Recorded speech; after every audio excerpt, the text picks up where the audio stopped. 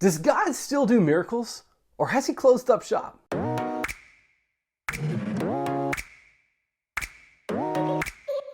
Hey everyone, it's been a little while. Though I've dotted the last few months with videos here and there, it has been about 6 months since I have been consistent with posting videos.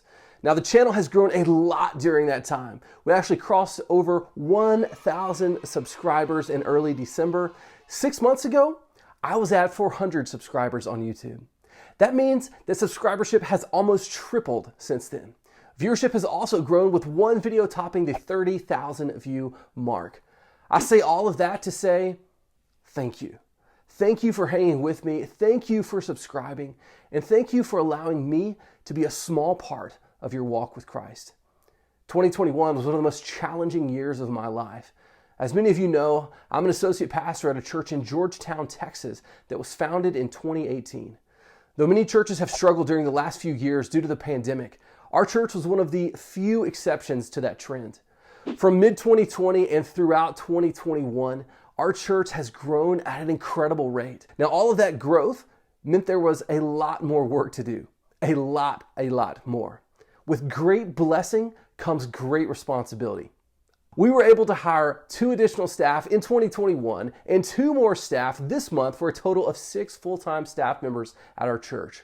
We have an incredible all-star team that God is going to use in such big ways, and I'm so excited. And with these new team members, my workload will reduce to a more manageable level, and I am so thankful that I'm returning to weekly content coming out every Friday morning for you. Channel sponsor Lifeword is back with me, and I am so grateful for their partnership. Now, there was more to 2021 than just that, but I'll wait until later in the video to share more. Today, I want to wrap up a series on miracles that we have been in over the past 8 videos by asking a very important question. Does God still do miracles?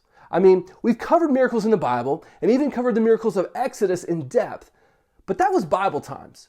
Does God still operate that way today? The short answer is yes. But I want to dive into this more and give you a more complete answer. Yes, God can and still does do miracles, but we have to realize that God's not a cosmic vending machine or a genie that we can get to do whatever we want.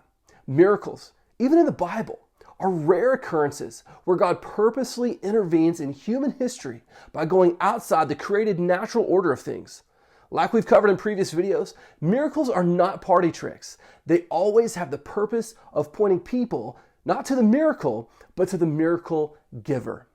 Now you might be thinking, well, if God simply did more miracles, then more people would believe and turn to God. Now, though it's really easy for us to think that, that's simply not the case. Looking back at the last several videos, did Pharaoh turn to God?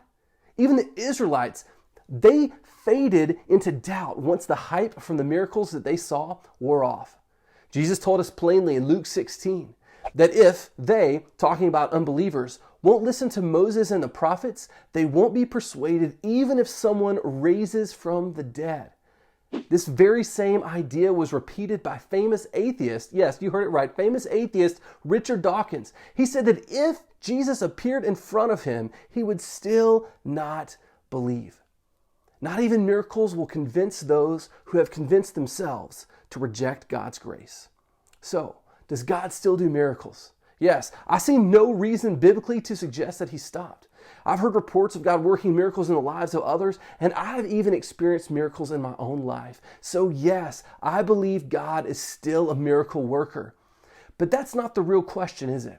The real question isn't, is God capable of doing miracles? The real question is, will God do a miracle for me? Or to be even more real, why didn't God do a miracle for me? I mean, what happens when we don't get the miracle for which we've been praying? What happens when you're really counting on God for something and he doesn't come through? What happens when the miracle doesn't happen and your loved one dies? Was God too late? Was God not powerful enough? Did God not care? For me, this is not a hypothetical academic thought experiment. This hits very close to home for me and for my family. Let me tell you about the tragic loss my family experienced in 2021. This past summer, my father-in-law passed away from COVID-19.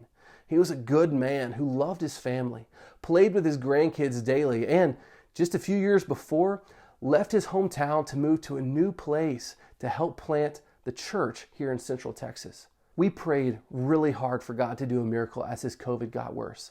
The church prayed. Many people were praying fervently. But my father-in-law was not healed on this side of heaven. Why? Why did God not heal him when so many were asking and pleading God for it? I don't know. And I have to be okay with that. God doesn't owe me an explanation. He's God and I'm not. Here's the truth. We live in a fallen, broken world marred by sin and cursed with death. All those Israelites that saw the plagues and the parting of the Red Sea, they all died. Everyone whom Christ healed eventually died. Even those that Christ raised back from the dead, like Lazarus, they died again. Miracles here on earth are just temporary. We want our loved ones to be with us longer, but we all know that one day they will pass away. This is why Paul said, we know if our earthly tent we live in is destroyed, we have a building from God, an eternal dwelling in the heavens, not made with hands. You know, tents are different from houses. We camp in tents for a few days, but that's not our home. Our house, the permanent structure, that's our home. That's our lasting residence. And if our lives on this side of eternity are just temporary tents, then miracles here on earth are just patches in that tent. Every prayer of healing we pray, if answered miraculously on this side of heaven, is still just temporary, just patches in our earthly tent. Look, none of us are getting out of here alive. Yes, do pray for miracles and healing, but those are just temporary. True healing, true life is on the other side of eternity, not this one. Hey, I hope you learned something, and I hope you were encouraged by this video. If you were, would you please consider sharing it? And be sure to subscribe so that you can catch the next video when it drops on Friday. When you go, be sure to head over to lifeword.org. They're a rock-solid ministry that uses broadcasting to reach the world with the good news of Jesus. So again, go check them out at lifeword.org. We'll see you next time. Grace and peace.